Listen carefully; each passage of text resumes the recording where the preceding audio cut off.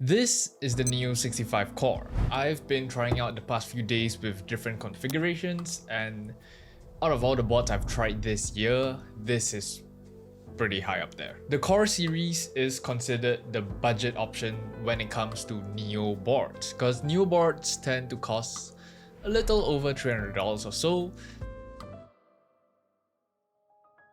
So let's start with the price. It starts at $105, but that would be soldered PCB and no plate. Realistically, you're looking at $120 to $140, be it single mode, triple mode PCB, 1 or 2 plates. So let me show you what this has to offer and see if it's worth your money and whether it's worth grabbing. To start things off, I want to talk about packaging. It comes in a really simple case. It has everything you want, everything you need for the build. So that would include our standard accessories such as USB-C cable, keycap and switch puller, screwdriver, stabilizers, plate fork, some screws, rubber feet, and our 2 different mounting options. As for plate, I have 2 different plate options, but if you were to purchase it, normally you would only receive 1. Unless you add on extra $10 or $20, you'll get another plate. The 2 plates I have, aluminum and PP plate. For foam, we're looking at a 3-piece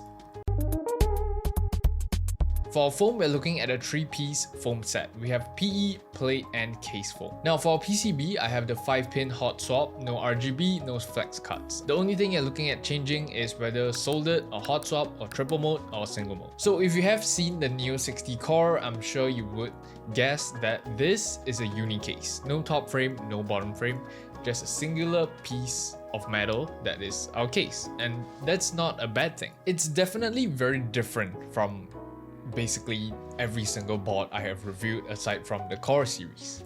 A singular case is really rare to come across in the market nowadays. In general, it's just a nice clean silhouette to the case, which I really like. It has nice curves. The design on the back as well keeps things classy. We have an acoustic chamber as well, which helps a lot with foamless builds, and the sheer weight and density also does help it out. It's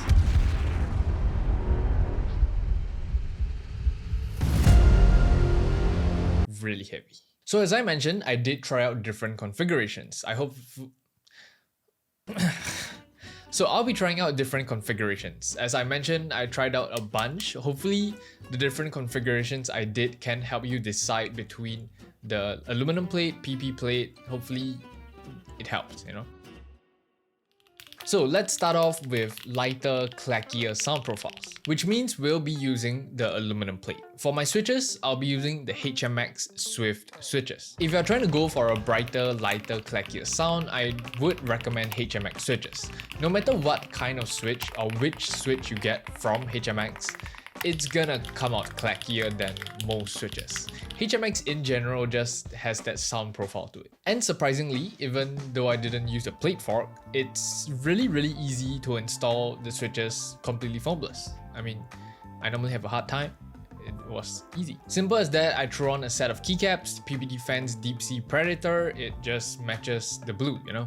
I just wanted to try. Now for mounting, we have 2 different options. We have the silicone bean mount or a O-ring mount. O-ring mount nowadays we rarely see, but back in like 3-4 years ago, it was really common, and it was basically gasket mount back in the day. The main differences I would say is just stability and flexibility.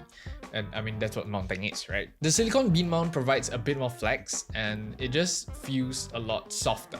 But the O-ring mount feels a lot more stable and just feels a little bit stiffer, but still has a slight bounce to it. So depending on what you prefer, just go with what you want. I went with the silicone bean mount. In this configuration, it is completely foamless, but I did throw in the case foam as well. So we have 2 different sound tests to listen to. Run it.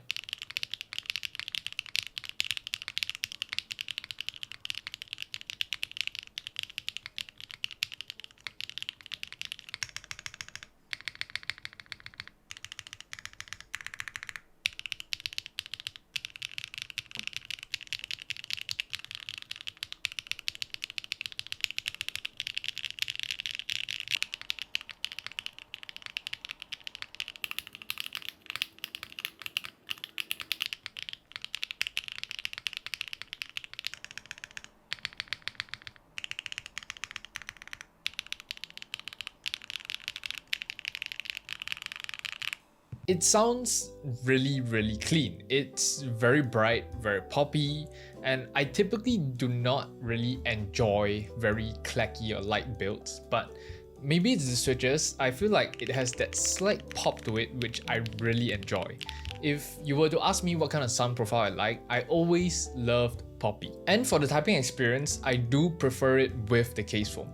Something about a completely foamless build sometimes doesn't feel right in certain boards. And this board, I would say it does handle foamless pretty well, but typing on it, the feel of it just doesn't feel right, you know? But with the case foam, it felt really nice and comfortable to type on. But now let's move on to builds with more foam. For this, I will be creating more configurations because we have 3 different pieces of foam to play around with, which would mean PE foam with PP plate. It would be the usual marbly sound profile, but maybe I'll remove certain things, change out different switches, get something different. Now for switches, B-Sun macaroon switches. I feel like I've used the Y3 too much, you know. Ever since the Thockiest video, I've been using the Y3 because it's like the go-to easiest thing to do if I want to create something deep. Now for keycaps, the previous one felt a little dull, which is why I changed over to GMK Bento, and this looks amazing to me. Like, I really like the whole look to this board. The blue from the Bento and the blue from the case, the red, the white, it just flows, you know, it looks so good. Freaking nerd. So anyway, here's how it sounds, all the foam.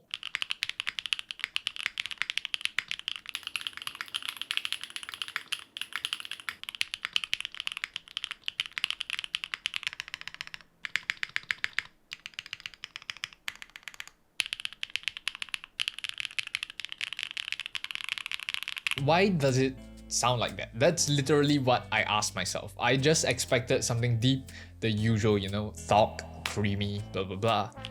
It doesn't sound like that. It's so bright and somewhat clacky, even with all the foam installed. So I figured it's the switches. But to be honest, this build that you just heard is my own personal preference. It's the poppier version of the completely foamless build, and I wouldn't say it's deep. It's really just poppy. It's the exact sound profile which I really like.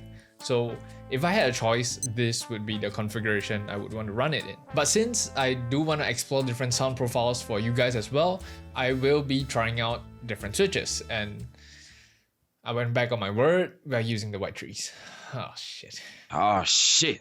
Here we go again. Sorry. But for the white trees, I also did try it without PE foam. So here's how it sounds.